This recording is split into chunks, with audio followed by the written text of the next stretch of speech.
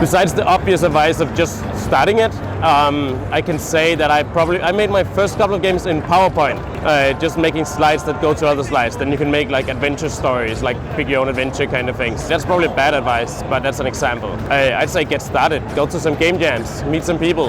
You know, this kind of question is for any industry like this that needs a lot of creativity, a lot of time, and a lot of dedication. It's all about passion, man. You got to love what you're doing.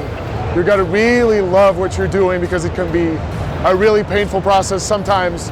You think you're going crazy, but when you actually see the final product and you see the players having fun with your game, it's such a rewarding experience. It's incredible, really incredible. So whatever you're doing, just push through, and you got to get right to the end, because it's very satisfying.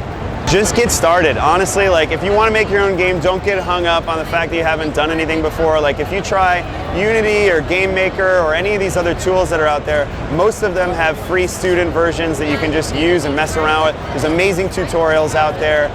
So I think if you're interested in design or engineering, you can kind of just start doing it. Now certainly there's a curriculum and you could go to various schools for all that, and you probably should, but if you want to just get a taste of it, it's not that hard to try right now, especially with Unity and Game Maker. I mean, the biggest advice I can give, and the advice you hear the most, but it's so true that I just have to repeat it, is that try to keep your scope small. I mean, whatever you want to do, just try to think of a smaller version of it, because it's a lot of cool things, but don't start with an MMO or don't start with multiplayer. Keep it simple. And polish it, you know? That's how you make a good game, not by trying to have these grand ideas like I have. Learn from my mistakes. If you want to make your own video games, there are a ton of resources online. Unity is free. There are a bunch of other free engines. There are a lot of websites and YouTube videos. The people who make games are very friendly and willing to help. So, you know, go to maybe a local game jam. Just get started. Like, you know, make something, try something out. I would just go for it, just jump in. So if you're out there and you're trying to make your own game, just do it. Right now, it's easier to make a game than ever before. Load up Unity, load up Unreal, they take care of all the nitty-gritty for you. All you have to do, plop down a character, move them around, add a gun, start shooting things, you can make your own game. Game development now is as easy as it ever will be. And yeah, you'll learn so much. It'll be so fun. It'll be rewarding. You'll show people your game. They'll love it. They'll laugh. You'll laugh. Just get into it. If you have a heart for games, lay that heart out, put it in a game, and you will be received, and it will be loved by somebody. What we did is we came out with our game pretty fast. We didn't hide in our room.